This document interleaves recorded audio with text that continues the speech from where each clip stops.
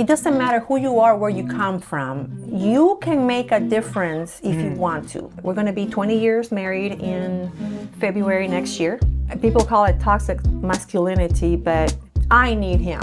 I have forgotten how important it was to put God first. I don't want to go through life without fully knowing him. I have integrated my hobby of making my soaps and lotions, put all that together into like mother-daughter enterprise.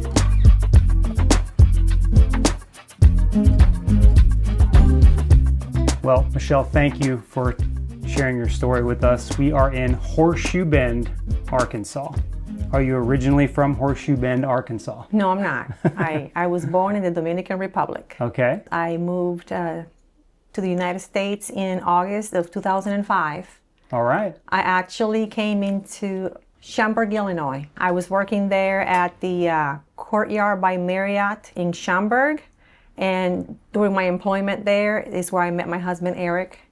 He's from Wisconsin. Okay. So he was driving through, going to a gun show in Kentucky, and we met. That's interesting. So what made you want to come to, first of all, Illinois, of all places? Yeah. But to America in general? So when I graduated college, I was given an opportunity to either work for an Italian cruise ship, okay, or work for White Lodging, which is a company in America that owns a lot of the Courtyard by Marriott hotels. So I graduated from tourism, hotel management, and marketing. Okay. I have a bachelor's degree from the Dominican Republic. So I was given that the option to do either one. So when I learned that if I was to choose the cruise ship, I was going to live on board for 6 months, and that was going to be my life. I said, I don't think so. So I opted for the internship with White Lodging. So I ended up in Schaumburg, Illinois. I had never been in the Midwest before in my life. One of my main struggles when I moved there was English. It was different. Mm-hmm. In the Dominican Republic, when you're learning English, it's East Coast, okay, it's New York, it's Florida. And you come to the Midwest and it's a whole different lingo, especially up there in Illinois. And it is. So yeah. That's how I ended up. What was difficult about it? What was it? Just the way that they phrased their words? They didn't appear the same or feel the same? I would say the first thing that caught my ear was pronunciation. People would say in the East Coast, barrel. Here's a barrel, bag. I'm like, what are they? That's so interesting. So and it was little things like that. Yeah. Especially when I met my husband and we went on our first date. A lot of the problems had to do with interpretation. I feel like, or it's my understanding that in the Midwest, people tend to use a lot of parables, like kind of like, not like Jesus per se, but they're saying one thing and they're actually meaning another. Uh-huh. For example, we went on a date and he was trying to park his big old Ford F-250, and we were at this restaurant and it was kind of packed. And he said to himself, let me see where I can stick this thing. And I'm thinking, a stick? I'm thinking about a physical item. Yeah. A stick, this thing, and what is he talking about? So that kind of everyday slang, yes. It was tough. And I remember I used to go into my room every night and I would sit in my room and just write down everything I heard throughout the day and then Google it. What are the possible meanings of what he meant? Uh-huh. You know? So then it took time. Yeah. But I would say that was one of the biggest challenges. A lot of sarcasm. I can say that I'm good at it now. I'm good to go, and I spit it right back if I have to. But it's just part of the conversational English that you don't actually learn when you're in college. So was the just the climate in general, the weather? I mean, I can't imagine that you get too much cold in the Dominican Republic. Not at all. Right, because it's in the tropics. So, what was that like your first winter? It was awful. Yeah. I mean, for the first 2 days, the snow was wonderful. Oh, snow, yeah. But then it was like, I don't think so. This is not life. I used to layer myself up. This is not life. And to this day, I've been here for 20 years steady. And anything under 70 degrees, I'm freezing to death. So it hasn't changed for you? It hasn't changed for me, no. So how long did you stay in that line of work? The internship was for 18 months, and I stayed there about 9 months. And Eric and I started dating, and he was running a company in Wisconsin, Pound, Wisconsin. He was a firearms manufacturer. Which is even colder than Illinois. Yes, yes, no kidding. Yeah. And so he used to come to visit me every other weekend. And as a businessman, it was a big drag for him to have to come visit. And so he said, well, I think we need to, if we're going to continue this, we're going to have to do something, because I don't have time to be coming to Schaumburg, Illinois. And that's how he actually proposed to me. So that's, will you marry me? Yeah. And I'm like, and I asked him, is this how you guys do it? You know, Not typically. Yeah. No. Well, so we got married in the following year of 2006. And then I moved to Wisconsin, and we lived there up until August of 2008 when we moved to Arkansas. Okay. So what made you guys want to move to Arkansas? And was Horseshoe Bend the first place? Horseshoe Bend came up for two reasons. There was commercial property, and then he had a brother that his brother had recently moved toward Oxford. I think he was looking at the long range, the retirement life, and and I find it odd because my husband is the type of person that he's very predictable. And for him to one day say we're going, it was like, I guess we are. We moved to Oxford briefly, and in 2010 we bought the farm here. So did you end up working for his company? How did your career change? Sure. So when we got married, I became the bookkeeper for Lakeside Machine. So I was the bookkeeper, receptionist. I took orders. My life revolved around helping the business grow. The transition to Arkansas was huge. So that's what I did. I focused on the company. I had my daughter, Leah, in November of 2008. At that time, I quit traveling with him. We used to go to SHOT Show in Vegas. We used to go to Small Arm Reviews in Arizona. So we traveled around the nation promoting our products. My life was put on pause when my girls were born.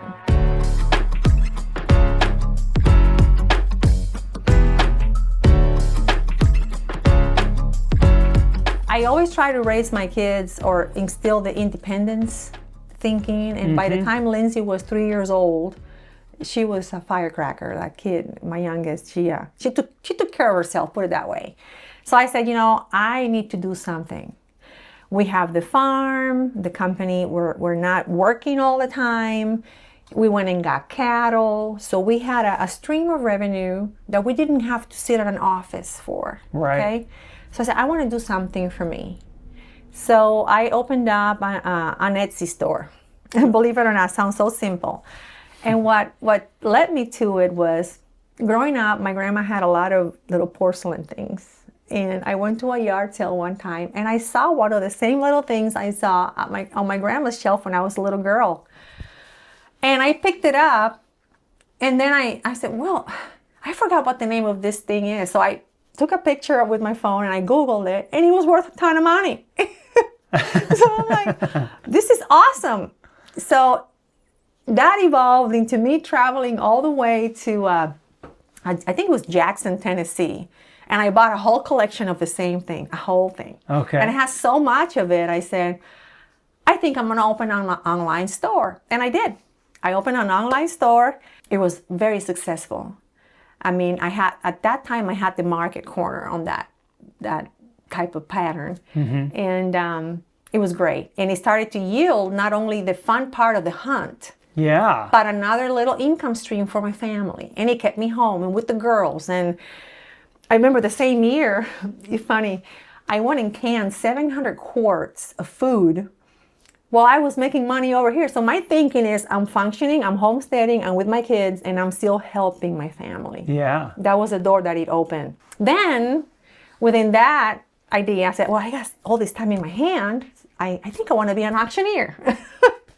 So in 2015, I studied. I went to the State of Arkansas Licensing Board, and I took the test and passed, and I'm a licensed auctioneer. Wow. So with all this extra time that I'm now starting to shrink, Yeah. in 2016, we opened an auction house. So what would you auction? Did you pull the stuff in for auction, or were you hosting auctions there? Well, a lot of the stuff was consignments. Okay. So Got people would be moving, let's say you're leaving Horseshoe Bend and I'm moving and I'm not taking any of this stuff. Yeah. Can you come get it? So that's what I did. That's great. Okay. So it was fun. It was a way to sell stuff, but it was also a way to help people that way they couldn't pack everything and go. Okay. Absolutely. So we were done with that in, I think it was the summer of 2019. But we did it for 3 years. So at that time I had the Etsy store, I had the auction house, and I was homesteading a lot. And when I say I was homesteading a lot, we had a cellar full of all sorts of food. Eric did a lot of hunting, and I started to homeschool my girls. During that period of our lives, when we closed the shop in 2013 and we moved into homesteading, and then I've had all this free time to grow myself, because now I'm not a bookkeeper anymore for the company or a clerk. I just couldn't sit there and not do anything about it.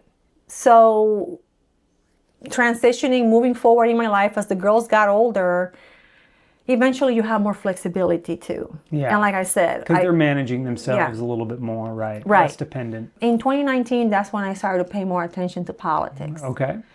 And it's not that I was not paying attention to it before, because being in business, especially in the firearms industry, you have to pay attention. And believe it or not, for the biggest part of my life, before I came here to the United States and became a partner in a company, I didn't know how things worked. I didn't know the significant amount of taxes you have to pay. The cost of being successful in America is high. You know, when you don't know these things, when you think that you can come to the United States and have babies and it's free, that's what I believe it or not, you know, and up until I had to have my own. And I realized, I'm like, this is not what I thought it was.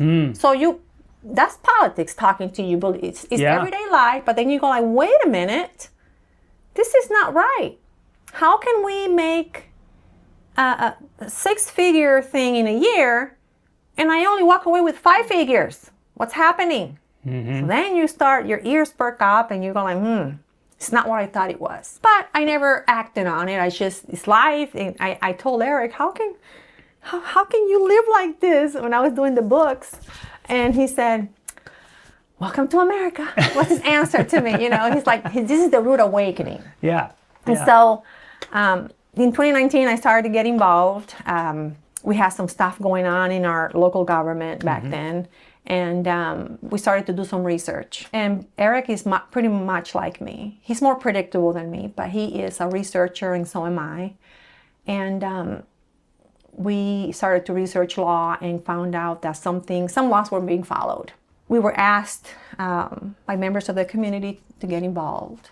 If you are going to succeed in local government, state government, any kind of government, you have to get politically involved, because you eventually need to know who the players are. You need to know what the laws are.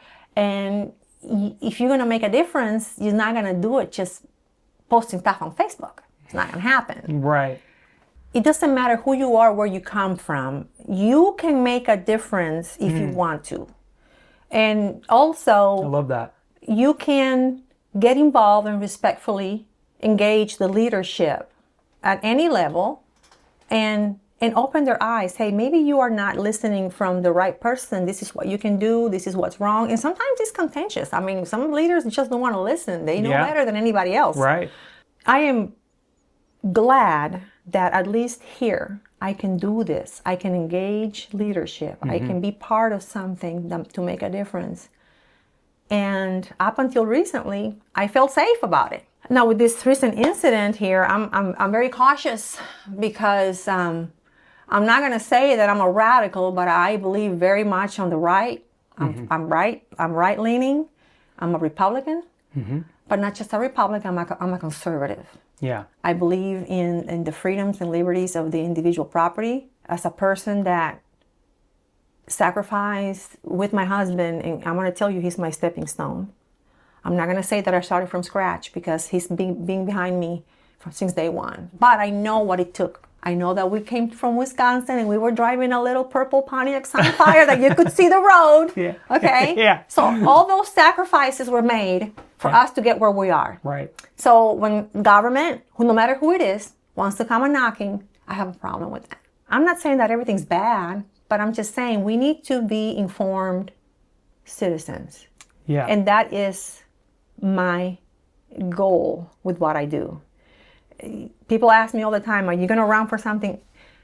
And I said before, running for a political office just clips my wings because you have to be, you can take a hard stance on anything. And I refuse to be in the middle of certain issues. Because it gets into votes then, right? Because then you're trying to have some sort of appeal so that you continue to win. Yeah. Right. Yeah. And so then you have to play sort of middle. You can't have as much of an opinion about how you feel about things as you'd like.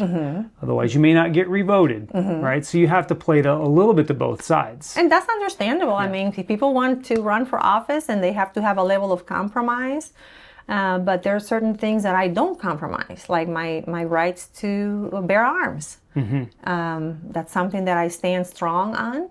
The Constitution says it clearly, but just because the Constitution says it doesn't mean that we have leaders that were willing to trample all that. Politics, local politics, elections, firearms ownership, the rights of individual property owners, and that's my strongholds.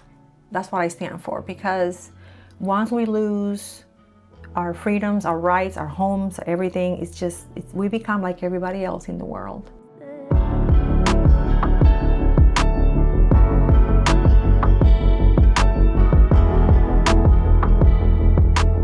So let's get into your relationship a little bit with Eric.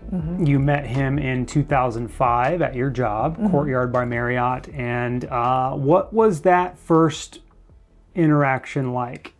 When I was a little girl in the Dominican Republic, we had English-speaking channels, okay? Even though I couldn't understand 75% of what they said, I watched TV in English. And commercials would come up. And one of the commercials was for the Nerf guns. Okay. And there was this blonde little boy with blue eyes. He was so cute. I think I must have been 9, 10 years old. And he was chasing this other boy around. They're shooting each other. And then it's Nerf or nothing. And they had the little boy at the end of the shot. And I said, wow, look at that. I'm going to get me one of those one day. Not the Nerf gun. And so I think about that commercial, and I think about him, and I believe it or not, when I met him, that's what came to mind. And so it's like, is this something that was meant to be, or where's the connection? Eric and I are pretty much alike. So we can fight because nobody's going to win, okay? But we are very much goal-oriented from day one. Okay. From day one, he knew what I wanted to do and be, and I knew what he wanted to do and be. And so we respected that. Now, and I'm going to admit this because people call it toxic masculinity, but I need him.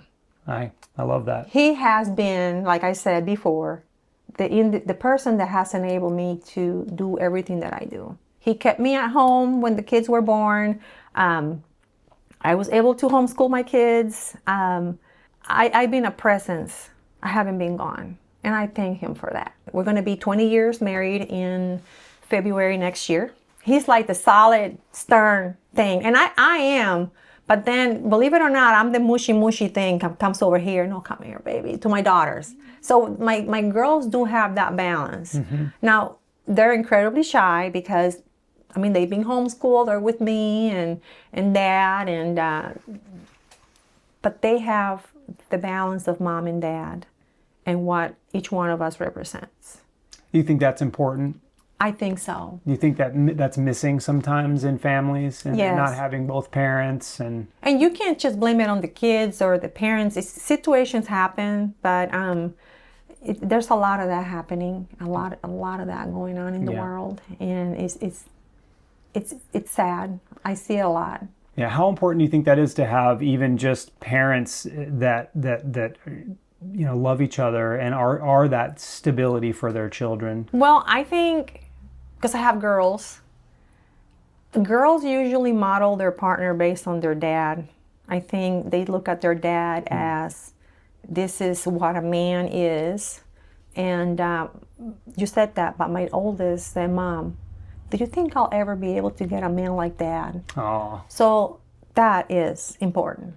Your question, her statement answered your question. And so she's seeing that Dad is a provider, that Dad fixes everything, that Dad, when he gets mad, everybody listens, And so, so there is a sense of stability and comfort she sees in Dad that she's seeking, she wants to find in somebody else. So important. Yes. It's so overlooked. It really is overlooked. When you met him, what was it about him that made you go, did he ask you on a date? How did the whole thing work? How did the whole courting process He was work? very manly. Okay. He was very manly. He was wearing a black shirt and jeans. And then he had a low taper fade with a square thing. I'm like, God, look at that guy.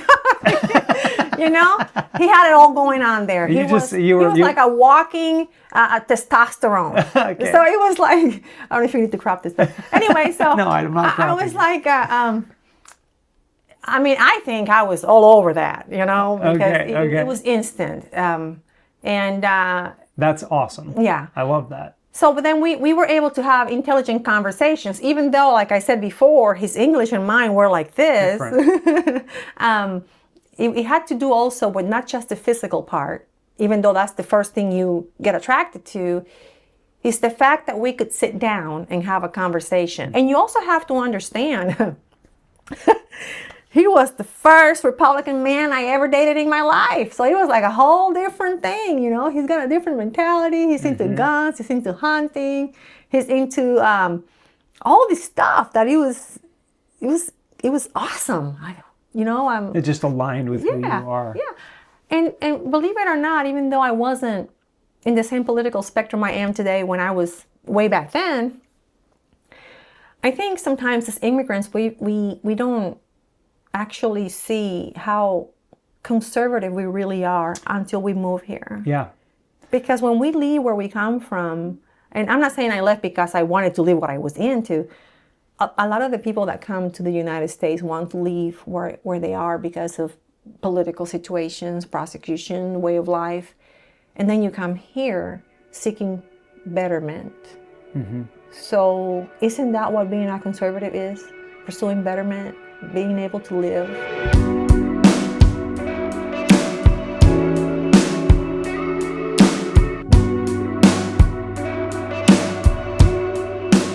What is your relationship with God? It's a good question. So I was raised Catholic. I went to Catholic high school and a Catholic college. When I moved here to the United States, I just went on a shelf for a long time. What's the reason? It's no particular reason. It wasn't like I'm not gonna do God right now. It's just happened. Yeah. I always had this urge, this void. And growing up as a Catholic, I used to do the rehearsed prayer type of thing, but I always prayed, and that gave me a peace, with God. And I was a very sick child. I had rheumatic fever growing up. And I remember just saying, God, I'm just tired of being sick. As a little kid, I used to put my New Testament under my pillow every night and pray. I always had that God thing in me. Could I explain it to you back then? No. But it was there. It's been there. I currently go to Franklin Baptist Church in Franklin, Arkansas. That is my home church. I am a youth leader over there. The politics, the busyness, life can get very overwhelming. I have forgotten how important it was to put God first. Because all of that can easily just, why am I worrying about this? Why does this matter? And don't get me wrong, I'm human. I still kind of try to lead myself. Yeah. And forget that He is there, that I have to come to Him first. I've learned how to openly pray. Okay? Mm-hmm. When you're Catholic, you're taught to pray You have to say 5 Hail Marys and say 10 times the Lord's Prayer, and that's what's gonna, in my growth, I've been making prayer not just a schedule thing. It's a every moment type of thing. Mm-hmm. Because prayer is not just, okay, God, I'm gonna tell you everything that's going on. And say, God, I'm here in the shop today. Where do you want me to start? Because I am lost. Yes, stuff like that. So in the last 2 years, I've been putting Him first. Has it been like instant results? No, because I'm still human. I still want to go back to how it was, and just plow through my everyday, and then go to Him at night before I go to bed. My relationship with God has become a conversational relationship. It has become like a friend. It's like the things that I'm not ready to tell Eric yet, I tell him first. And there's a way that it eases whatever burden that is. I'm a green Christian. I am learning. Yeah. I don't want to go through life without fully knowing Him. It scares me because I think about anything can happen at any given time. Mm-hmm. And I don't want to question where I'm at with Him. Mm-hmm. I got baptized, not this January, prior. It was January of 2004. I know He's within me. And I know that I have given myself to Him. Share a little bit about your business. Maybe we can, promote it out there. What can you tell us about it? Yeah. So and how can people discover it? So the Dripping Tap is my Etsy store. I started in 2014. Okay. And all it was at that time, it was vintage collectibles, flatware, everything that I was used to seeing growing up, and then vintage stuff that I saw and it caught my eye. And so I made a living with that. So I have integrated my hobby of making my soaps and lotions into my Dripping Tap. Mm-hmm. So what I want to gain from this is, number one, I want my girls to be part of this. I want them to use their skills. My oldest makes jewelry. My youngest one draws. So mm-hmm. she decorates. Oh, wow. She decorates booklets, sketchbooks. Uh-huh. My oldest makes epoxy jewelry, and now she's into bugs.